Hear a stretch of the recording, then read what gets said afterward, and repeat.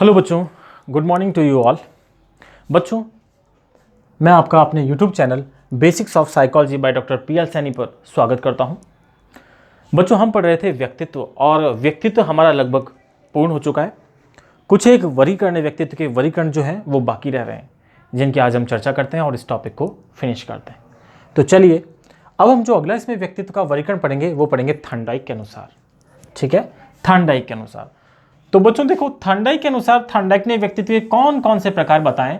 कुछ याद नहीं रहता, ठीक है, रहता है तो अच्छी बात है, यदि आपको नहीं रहता तो मेरी तरह याद करिए। मैंने जो भी वर्गीकरण आपको समझाए हैं या याद कर रखे हैं वो सिर्फ उस मनोवैज्ञानिक के आधार पर ही है। मनोवैज्ञानिक या शिक्षाविद जो भी है उसने जो दिया है उसी के आधार पर। तो थॉर्नडाइक नाम मुझे कुछ नहीं बताता, मुझे सिर्फ थॉट याद आता है, थॉट। ठीक है, जैसे शेल्डन का हमने किया था तो शेल्डन को मैं बोलता हूँ शेडन। अब फ्रेडमैन और रोजरमैन ने किया था, फ्रेडमैन और रोजरमैन, तो वहाँ से मुझे ध्यान में आ जाता है कि उन्होंने कैसे बांटा है। लेकिन थॉर्नडाइक में इतनी ज़्यादा विशेषता नहीं है, लेकिन थॉर्नडाइक में ये जो था है उससे मुझे मैंने याद रख रखा है कि थॉट। ठीक है, थॉट मतलब विचार। और इस आधार पर व्यक्तित्व का वर्गीकरण जो थॉर्नडाइक ने किया है वो 3 प्रकार से किया है। तो जैसे ही मुझे थॉट याद में आता है, थॉर्नडाइक थॉट, तो कौन कौन सी 3 प्रकार है? सूक्ष्म विचारक, पहला प्रकार है सूक्ष्म विचारक। दूसरा है प्रत्यक्ष विचारक। और तीसरा जो है वो दोस्तों है स्थूल विचारक। तो बस हमें ये ध्यान रखना है कि थॉर्नडाइक ने इस प्रकार से वर्गीकरण किया है, 3 व्यक्तित्व के प्रकार बताए हैं। कौन कौन से? सूक्ष्म विचारक, प्रत्यक्ष विचारक और स्थूल विचारक। बस, बाकी जो इतना ज़्यादा ये इंपॉर्टेंट नहीं है, जो इंपॉर्टेंट है वो हमने पढ़ लिए हैं। जैसे युंग का वर्गीकरण है, स्प्रेंगर का वर्गीकरण है, फ्रेडमैन तथा रोजरमैन का वर्गीकरण है, हिप्पोक्रेट्स का वर्गीकरण है, हाँ, शेल्डन का वर्गीकरण है। ये सारे इंपॉर्टेंट है, पर फिर भी ये भी हमें मालूम होने चाहिए। इसके अलावा अगला जो आता है वो दोस्तों है सिगमंड फ्रायड के अनुसार। सिगमंड फ्रायड के अनुसार, और सिगमंड फ्रायड के अनुसार जो वर्गीकरण है वो तो हम लोग पढ़ चुके हैं। 3 भागों में बांटा है। इड, इसे कौन भूलेगा भाई, इड। दूसरा क्या है? ईगो और सुपर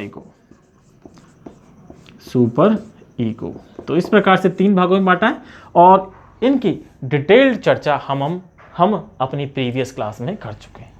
तो यहाँ पे इसके बारे में हम सिर्फ यहाँ इतना ही लिखेंगे। सिगमंड फ्रायड के अनुसार 3 वर्गों में इड, ईगो और सुपर ईगो। एक और अगर वर्गीकरण की हम बात करें तो व्यक्तित्व वर्गीकरण तो नहीं, लेकिन हम उसे वर्गीकरण बोल सकते हैं, तो उसको भी हम यहाँ पे लिख सकते हैं। तो वो है टर्मन के अनुसार। तो भाई टर्मन के अनुसार, टर्मन ने किस आधार पे किया है? बुद्धि लब्धि के आधार पे। किस आधार पे बच्चों? बुद्धि लब्धि के आधार पे। बुद्धि लब्धि कह सकते हैं या हम उसे कह सकते हैं बुद्धि के आधार पे। तो बुद्धि के आधार पे कितने वर्गों में वर्गीकृत किया है? हमें ऐसा कुछ विशेष ध्यान रखने की जरूरत नहीं है, हमें सिर्फ याद रखना है बुद्धि लब्धि के आधार पर। ठीक है, वैसे देखा जाए तो जड़, मूड, ठीक है, और या इन सभी को हम बोल देते हैं मंद बुद्धि, हाँ, फिर सामान्य बुद्धि, तीव्र बुद्धि, प्रखर बुद्धि, प्रतिभाशाली। तो ऐसे कई सारे वर्गीकरण किया गया है, लेकिन यहाँ पे नाम का ऐसा कोई महत्व नहीं है कि कितने वर्गों में वर्गीकृत किया गया है। सिर्फ हमें याद रखना है कि बुद्धि के आधार पर ये वर्गीकरण है, या बुद्धि लब्धि के आधार पर है। ठीक है, ये कितने वर्गों में वर्गीकृत किया है वो हमें ध्यान रखने की ज़रूरत नहीं है, और वो हम बांट भी नहीं सकते। दरअसल बांटा हुआ है, लेकिन वो अलग अलग कैटेगराइज किया हुआ है। तो ये बच्चों था तुम्हारा व्यक्तित्व टॉपिक, यहाँ आज आपका कंप्लीट होता है। व्यक्तित्व वर्गीकरण से रिलेटेड प्रीवियस जो भी वीडियो हैं उन्हें 1-2 बार रिवाइज करिए, देखिए, और कनेक्टिविटी बनाने की कोशिश कीजिए। कनेक्टिविटी बन गई तो आपको इन्हें रटने की बिल्कुल भी ज़रूरत नहीं है, ये मेरा आपसे प्रॉमिस है। यू नीड नॉट टू, मतलब ऐसा रटने जैसी इसकी कोई ज़रूरत नहीं है। सिर्फ नाम को ध्यान रखिए, नाम आपको सब कुछ बताएगा। ठीक है, जैसा मैंने प्रीवियस क्लासों में समझा है उसी के अनुसार समझिए। यहाँ पे सिगमंड फ्रायड हमें मालूम है, इसे तो हमें देखने की ज़रूरत ही नहीं है। Id, ego, super ego. Terman बुद्धि लब्धि के आधार पे, इसे भी हम पढ़ चुके हैं प्रीवियस क्लासों में। और थॉर्नडाइक के अनुसार है, तो थॉर्नडाइक नाम से पूछिए कितने वर्गों में, थॉर्नडाइक कहेगा भैया मेरे पास तो कुछ ही इन्फॉर्मेशन नहीं है, तो आपको यार थॉट तो दिखेगा कम से कम कि थॉट होता है, उसके आधार पे सूक्ष्म विचारक, प्रत्यक्ष विचारक और स्थूल विचारक। तो बच्चों ये था आपका व्यक्तित्व वर्गीकरण। ये टॉपिक यहाँ खत्म होता है और पूरा व्यक्तित्व टॉपिक खत्म होता है। इसे समय समय पर रिवाइज कीजिए। और मैं आपसे कहना चाहूँगा कि अभी थोड़ा कोरोना का भी टाइम है, तो आप अपने इस टाइम का सदुपयोग कीजिए, अच्छे से चीज़ों को पढ़िए। एग्ज़ाम जब होगा तब देखा जाएगा, ठीक है, उसकी चिंता ना करें।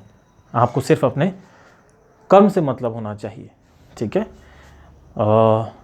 एक महान व्यक्ति क्या कहें, बहुत ही महान स्वामी विवेकानंद ने कहा है, उत्तिष्ठत जागृत प्राप्य वरानि बोधत, अर्थात उठो जागो और लक्ष्य प्राप्ति तक, यानी जब तक आपको लक्ष्य प्राप्त ना हो तब तक अपनी मेहनत में या अपने काम में लगे रहो, ठीक है। तो मैं भी आपसे यही कहना चाहूँगा, आप अपनी पढ़ाई को ना छोड़ें, अपनी पढ़ाई में मस्त रहें, ठीक है, अपनी पढ़ाई ध्यान से करें और उसी में लगे रहें, ठीक है। आपको वीडियो अगर पसंद आया तो लाइक करें, फ्रेंड्स के साथ शेयर करें और चैनल को सब्सक्राइब करें। Thank you.